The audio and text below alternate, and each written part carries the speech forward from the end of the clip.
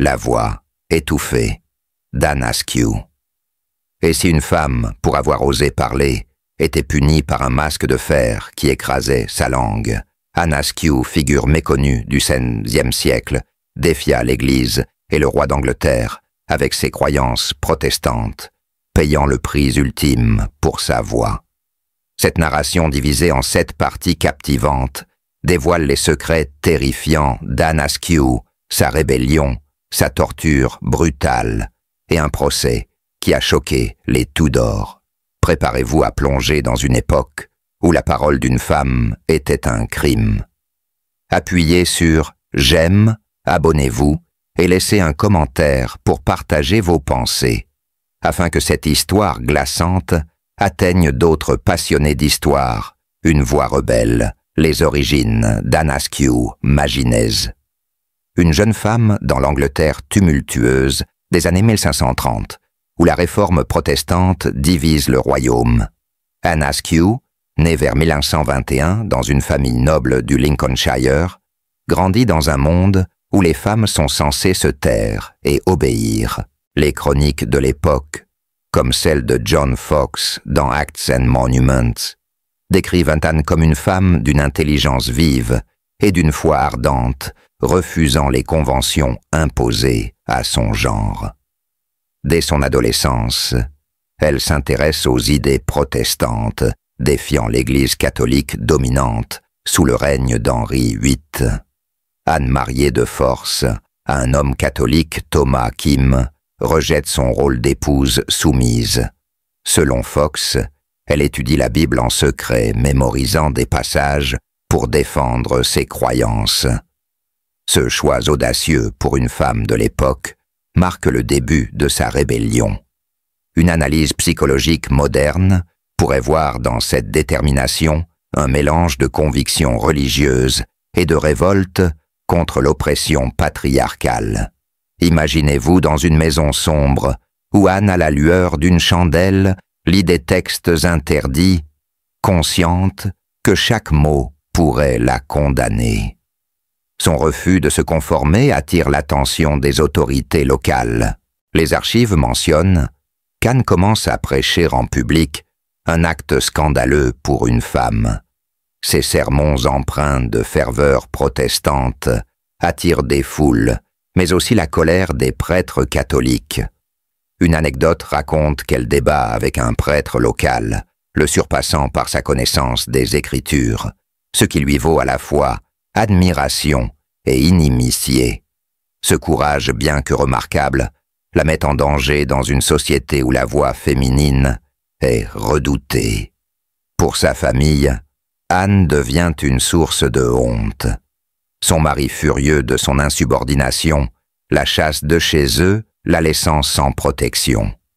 Anne, loin de se soumettre, s'installe à Londres, où elle rejoint des cercles protestants clandestins. Les récits de Foxe décrivent une femme charismatique, capable de rallier des disciples par sa parole. Mais ce talent attire l'attention des autorités royales, qui surveillent les hérétiques avec une vigilance accrue.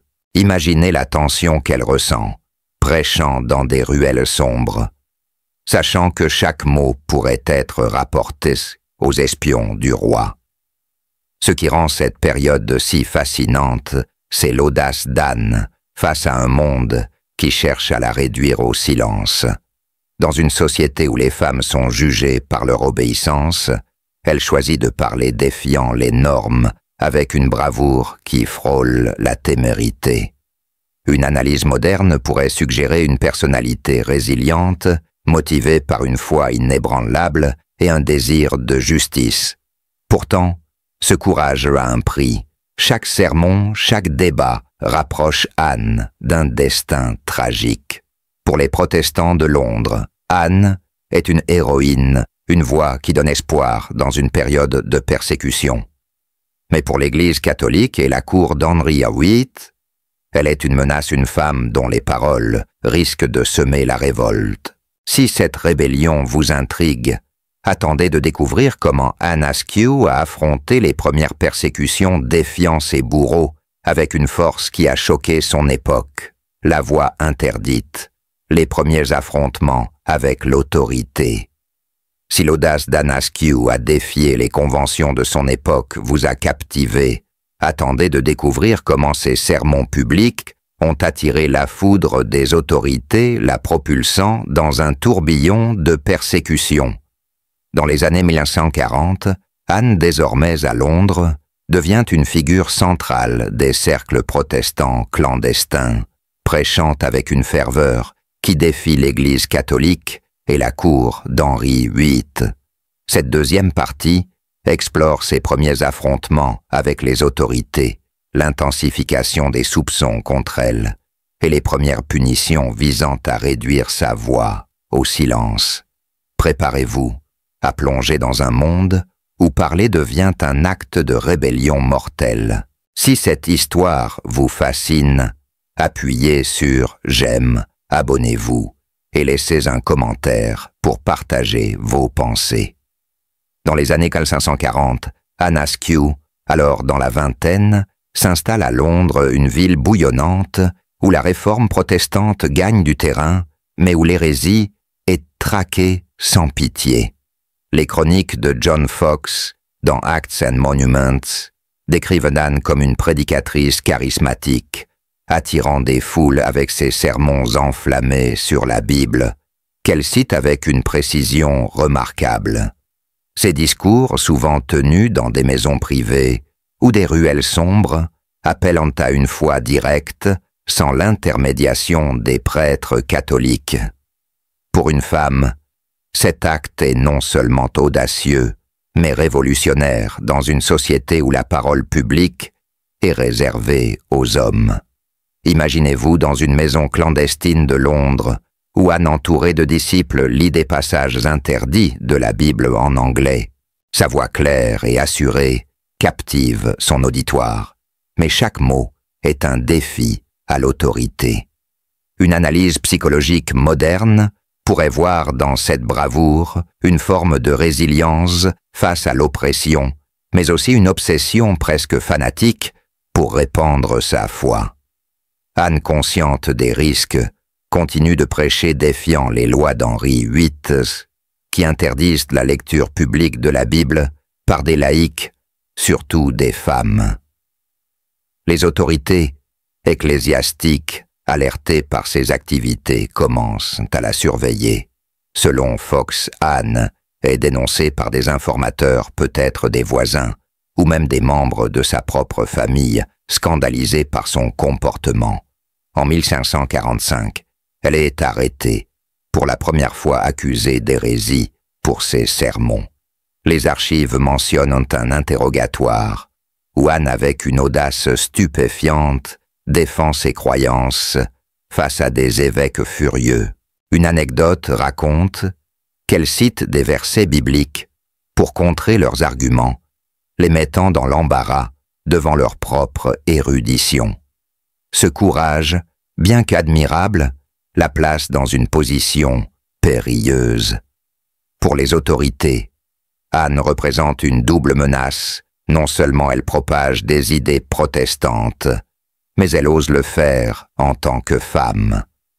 Les chroniques décrivent les évêques comme outrés par son refus de se soumettre, l'accusant de perturber l'ordre social. Lors de son premier procès, elle est relâchée, faute de preuves solides, mais cet épisode marque le début d'une surveillance accrue. Imaginez la tension qu'elle endure continuant à prêcher, tout en sachant que les espions du roi guettent chacun de ses mouvements. Ce qui rend cette période si intense, c'est la manière dont Anne persiste malgré les dangers. Les récits de Foxe soulignent son refus de se taire, même face aux menaces de prison. Une analyse moderne pourrait suggérer une personnalité animée par un mélange de foi et de défi, une femme qui voit dans sa parole un moyen de combattre l'injustice. Mais ce courage attire aussi l'attention de figures puissantes, comme l'évêque Stephen Gardiner, un fervent catholique déterminé à écraser l'hérésie. Pour les protestants clandestins, Anne devient une héroïne une voix qui donne espoir dans une période de répression. Mais pour l'Église catholique, elle est une abomination, une femme qui ose défier l'autorité divine. Les rumeurs commencent à circuler. Certains l'accusent de sorcellerie, prétendant que son éloquence est le fruit d'un pacte démoniaque. Ces accusations, bien que sans fondement, reflètent la peur d'une société face à une femme qui refuse de se conformer. Un incident marquant se produit lorsqu'Anne est convoquée devant un conseil ecclésiastique. Selon Fox, elle refuse de rétracter ses croyances, déclarant que sa foi est guidée par Dieu, non par les hommes. Cette insolence choque ses juges, qui la menacent de punitions plus sévères. Pour les lecteurs d'aujourd'hui, cet affrontement évoque une lutte intemporelle, celle d'une femme revendiquant sa voix dans un monde qui cherche à l'étouffer. Si cette rébellion vous intrigue, attendez de découvrir comment les premières punitions d'Anne Askew, y compris le terrifiant masque de silence, ont marqué le début de son martyre. Le masque de silence, une punition pour la voix rebelle. Si le courage d'Anne Askew face aux autorités vous a impressionné, attendez de découvrir comment sa voix, indomptable, a conduit à une punition si cruelle qu'elle glace le sang, le masque de silence, un instrument conçu pour étouffer les femmes qui osent parler.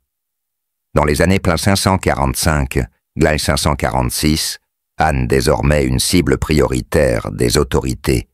Tudor est soumise à des interrogatoires brutaux et à des châtiments destinés à briser son esprit.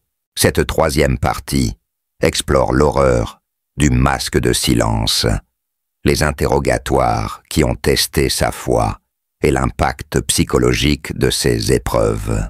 Préparez-vous à plonger dans un monde où la parole devient un crime passible de tourments inimaginables.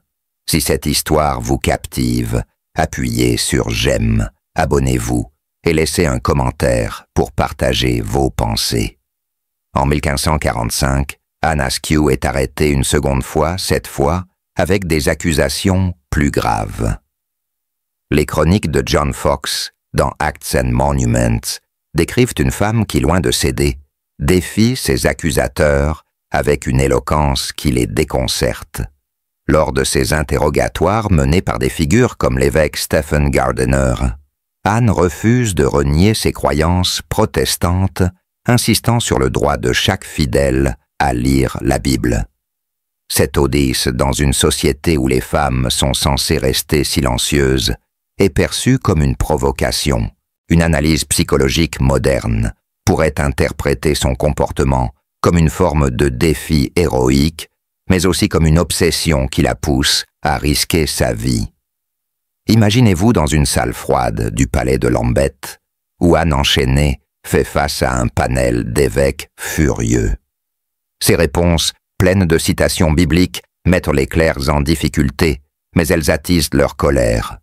Selon Fox, un interrogateur, exaspéré par son refus de se soumettre, ordonne l'utilisation du masque de silence, un instrument de torture médiévale, conçu pour punir les femmes jugées trop bavardes. Ce dispositif fait de fer enserre le visage avec une plaque métallique pressant la langue pour empêcher de parler. L'image d'Anne, le visage écrasé par ce masque, est à la fois terrifiante et déchirante. Ce qui rend cette période si troublante, c'est la cruauté de cette punition. Le masque de silence, décrit dans des sources historiques comme The Book of Martyrs, n'est pas seulement un outil de torture physique, mais une arme psychologique visant à humilier et à réduire au silence. Pour Anne Porter, ce masque est une épreuve insoutenable. Elle ne peut ni parler ni crier sa voix, son arme la plus puissante, étouffée par le fer. Une analyse moderne pourrait suggérer que cette torture visait à briser son identité, transformant sa rébellion en un symbole de soumission. Malgré l'horreur, Anne reste inflexible. Les récits de Fox racontent qu'elle continue de communiquer par des regards et des gestes défiant ses bourreaux, même sous le masque. Cette résilience choque ses geôliers qui s'attendaient à ce qu'une femme, face à une telle douleur, se soumette. Pour les protestants clandestins, ces récits deviennent une source d'inspiration, preuve que la foi peut triompher de la cruauté. Mais pour l'Église catholique, Anne devient une menace encore plus grande, une femme dont la voix même étouffée continue de résonner. Les interrogatoires se succèdent chacun plus brutal que le précédent. Selon Fox, les évêques tentent de la lier à des figures protestantes influentes, espérant l'utiliser pour démanteler le mouvement réformiste. Anne, avec une ruse remarquable, évite de trahir ses alliés, répondant par des ambiguïtés qui frustrent ses interrogateurs. Imaginez son courage enchaîné et torturé, refusant de céder malgré la douleur.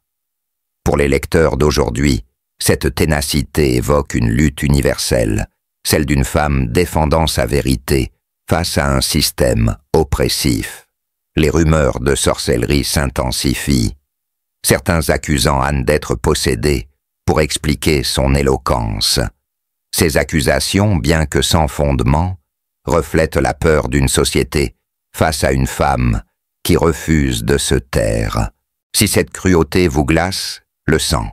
Attendez de découvrir comment Anne Askew a affronté un procès final qui a scellé son destin tragique. Le procès final, une femme face à la condamnation.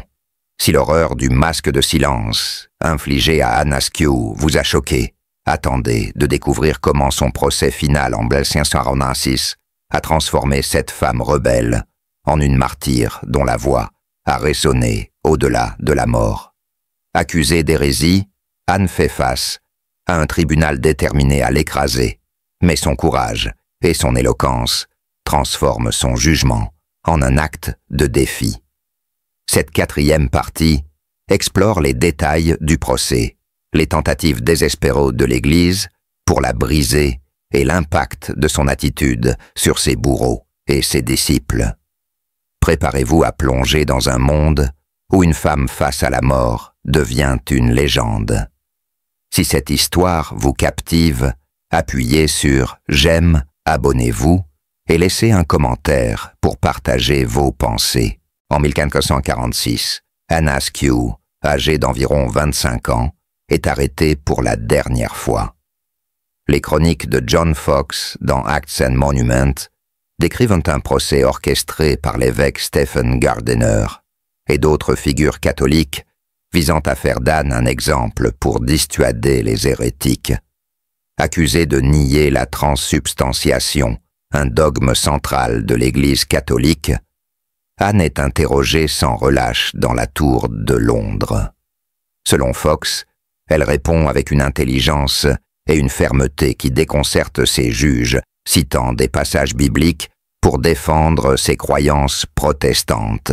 Imaginez-vous dans une salle glaciale de la tour où Anne, affaiblie par des mois de prison et de torture, fait face à un tribunal de clercs furieux. Malgré sa faiblesse physique, sa voix reste claire, défiant ses accusateurs, avec une logique implacable. Une anecdote raconte qu'un évêque, exaspéré par son éloquence, lui ordonne de se taire, mais Anne réplique qu'elle ne se taira que si on lui prouve son erreur par les Écritures. Cette audace dans une société où les femmes sont censées être dociles choque l'Assemblée. Une analyse psychologique moderne pourrait voir dans cette ténacité une forme de résilience extrême, Anne puisant dans sa foi pour surmonter la peur. Ce qui rend ce procès si dramatique, c'est la tentative de l'Église de lier Anne à des figures influentes de la cour, comme la reine Catherine Parr, elle-même soupçonnée de sympathie protestante. Selon Fox, les interrogateurs torturent Anne pour obtenir des noms utilisant des méthodes brutales, y compris le chevalet, un dispositif qui étire le corps jusqu'à la dislocation. Anne, malgré la douleur, refuse de trahir ses alliés, un acte de courage qui stupéfie ses bourreaux. Une analyse moderne pourrait suggérer que cette résistance reflète une force mentale exceptionnelle, peut-être amplifiée par un sentiment de mission divine. Les tortures infligées à Anne sont d'une cruauté inouïe. Fox décrit comment elle était tirée sur le chevalet, jusqu'à ce que ses articulations se disloquent, son corps brisé, mais son esprit intact. Malgré cela, elle continue de défier ses juges, écrivant même des récits de ses interrogatoires, qu'elle fait passer clandestinement à ses disciples. Ces écrits, publiés plus tard dans The Examinations of Anne Askew, deviennent une arme puissante pour les protestants, preuve de sa foi inébranlable. Imaginez son courage rédigeant ces mots dans une cellule sombre, sachant que chaque ligne pourrait être sa dernière. Pour les protestants clandestins, Anne devient une icône, une femme dont la voix même, sous la torture, refuse de plier. Mais pour l'Église catholique, elle est une menace mortelle, une femme dont l'éloquence pourrait inspirer une révolte.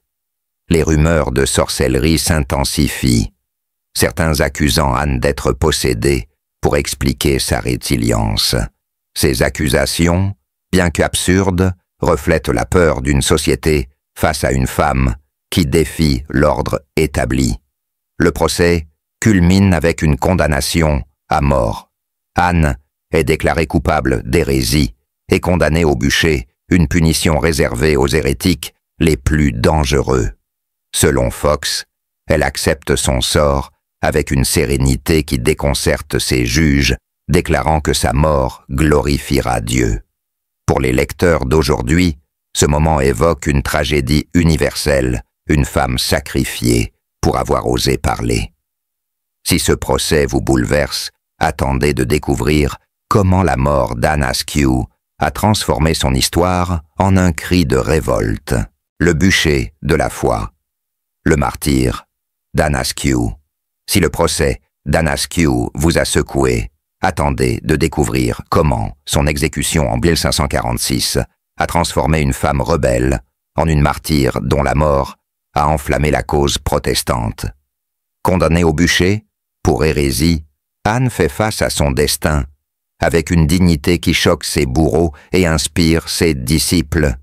Cette 5e partie explore les détails terrifiants de son exécution, l'impact de sa mort sur la communauté protestante et la manière dont ses écrits ont survécu pour défier l'Église. Préparez-vous à plonger dans un monde où une femme par sa mort devient une légende immortelle. Si cette histoire vous captive, appuyez sur « J'aime », abonnez-vous et laissez un commentaire pour partager vos pensées. Le 16 juillet 1546, Anne Askew, âgée d'environ 25 ans, est conduite au bûcher à Smithfield, Londres. Les chroniques de John Fox dans Acts and Monuments décrivant une femme brisée physiquement par la torture, incapable de marcher seule à cause des sévices subis sur le chevalet. Pourtant, son esprit reste intact. Portée sur une chaise jusqu'au bûcher, Anne refuse de renier ses croyances, déclarant que sa mort est un témoignage de sa foi. Une analyse psychologique moderne pourrait interpréter cette sérénité comme une forme de dissociation, une manière de transcender la douleur par la conviction religieuse. Imaginez-vous dans la foule de Smithfield où des milliers de spectateurs partagés entre horreur et fascination observent Anne attachée au bûcher. Selon Fox, elle s'adresse à la foule avec une voix claire, proclamant que la Bible et non l'Église est la véritable autorité. Cette audace même face à la mort stupéfie les spectateurs. Les autorités craignant l'impact de ces paroles, allant l'exécution entassant du bois autour d'elle. Une anecdote raconte qu'un prêtre tente une dernière fois de la faire abjurer, mais Anne, avec un sourire, réplique que ces paroles vivront après elle. Ce qui rend cette exécution si poignante, c'est la brutalité du spectacle. Le bûcher décrit par Fox est allumée avec une cruauté délibérée, les flammes consumant lentement Anne pour prolonger sa souffrance. Pourtant, elle reste silencieuse, ne criant pas malgré la douleur. Les récits divergent certains, affirment qu'elle priait d'autres, qu'elle fixait la foule avec un regard défiant. Une analyse moderne pourrait voir dans cette résilience une forme de protestation ultime, une femme refusant de céder même dans la mort. Pour les protestants, la mort d'Anne devient un symbole. Ses écrits publiés dans The Examinations of Anne Askew sont diffusés clandestinement, inspirant des générations de réformateurs.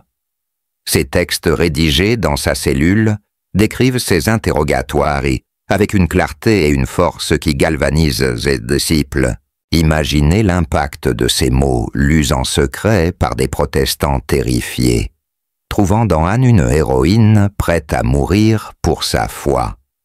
Pour l'Église catholique, cette exécution est un triomphe temporaire, mais les autorités sous-estiment la puissance de son martyre.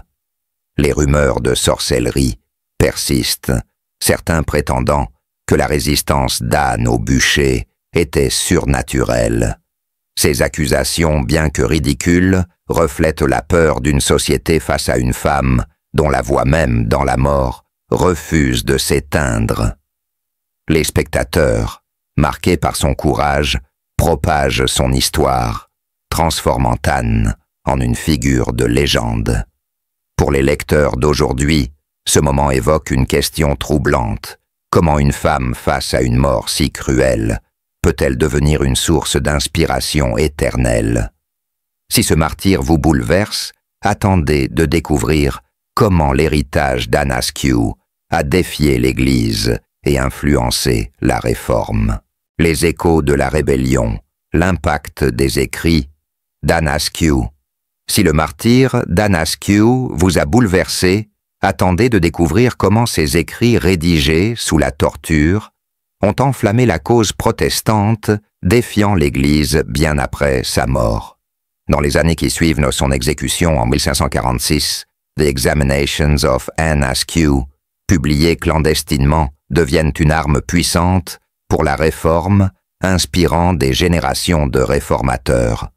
Cette 6e partie explore l'impact de ses écrits, les efforts de l'Église pour étouffer sa voix posthume et la manière dont son histoire a résonné dans la société Tudor. Préparez-vous à plonger dans un monde où une femme même morte continue de défier l'autorité. Si cette histoire vous captive, appuyez sur « J'aime », abonnez-vous et laissez un commentaire pour partager vos pensées. Après l'exécution d'Anne Askew, l'Église catholique et la cour d'Henri VIII croient avoir réduit au silence une hérétique dangereuse, mais ils sous-estiment la puissance de ces mots. Selon John Fox, dans Acts and Monuments, les écrits d'Anne rédigés dans sa cellule avant sa mort sont passés clandestinement à des disciples protestants qui les publient sous le titre « The Examinations of Anne Askew ». Ces textes décrivant ses interrogatoires et sa foi inébranlable deviennent un manifeste pour les réformateurs, prouvant que la vérité peut survivre à la torture. Une analyse historique moderne, comme celle d'Elaine Bailyn dans Redeeming Eve, souligne l'impact révolutionnaire de ces écrits, qui donnent une voix aux femmes dans un débat théologique dominé par les hommes. Imaginez-vous dans une maison secrète à Londres, où un groupe de protestants lit The Examinations à la lueur d'une chandelle. Les mots d'Anne, pleins de conviction et de défi, inspirent courage et résistance.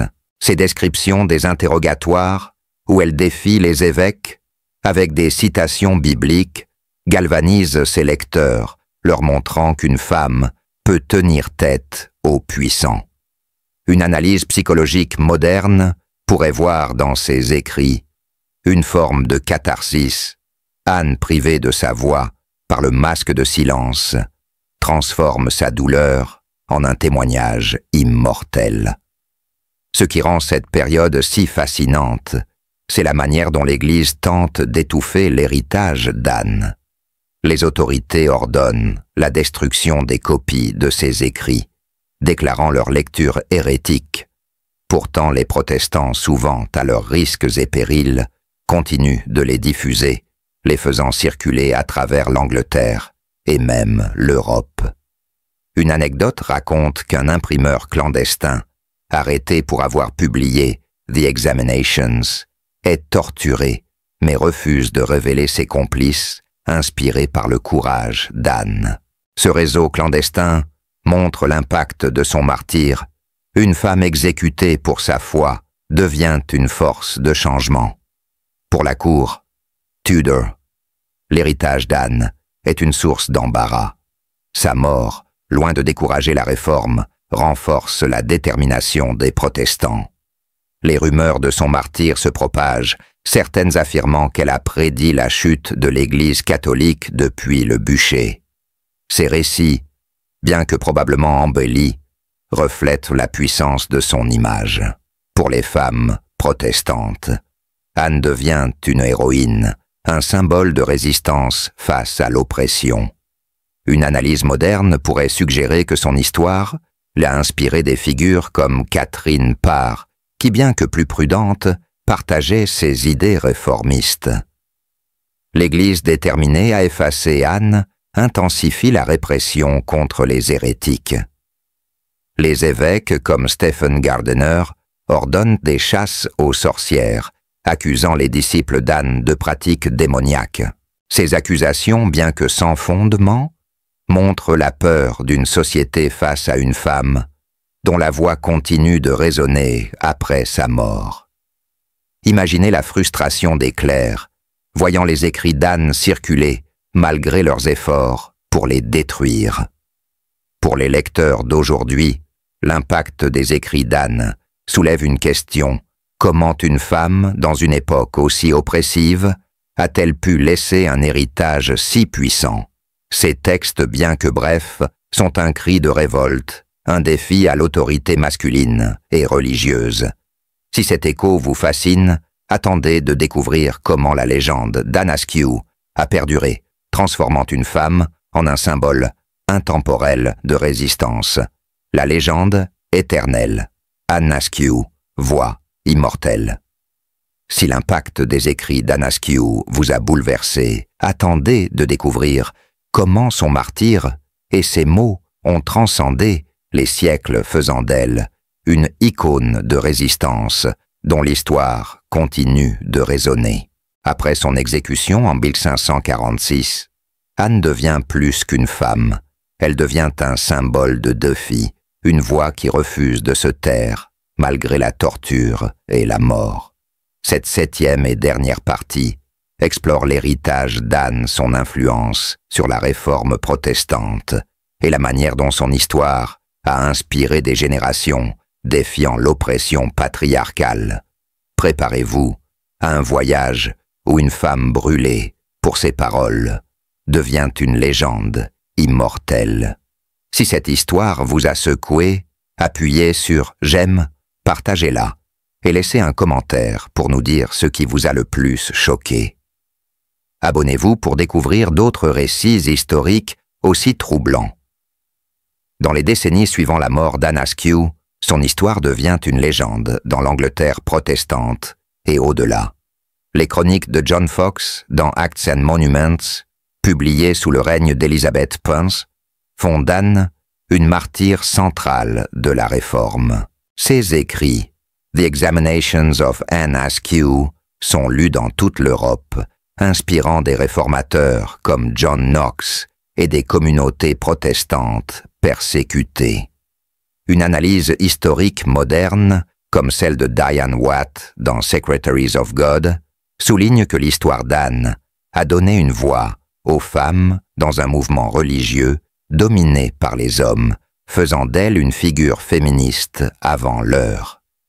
Imaginez-vous dans une église protestante clandestine au XVIe siècle, où les fidèles lisent les mots d'Anne, décrivant sa résistance face à la torture. Ces textes empreints de courage et de foi deviennent un symbole de défi contre l'oppression catholique. Pour les femmes, en particulier, Anne est une inspiration, une preuve que leur voix, bien que réprimée, peut changer le cours de l'histoire.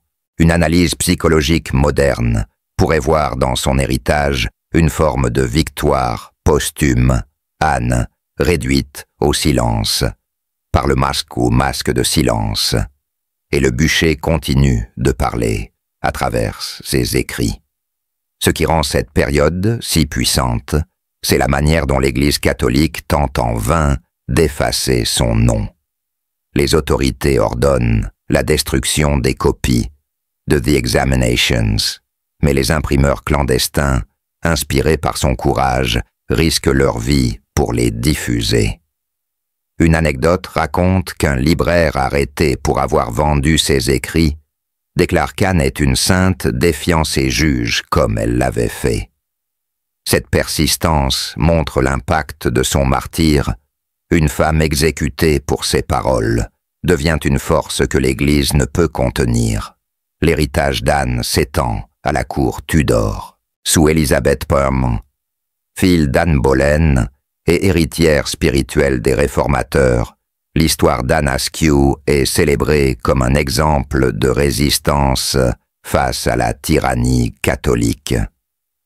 Les protestants la vénèrent comme une martyre, tandis que les catholiques, gênés par son influence, continuent de la dépeindre comme une hérétique.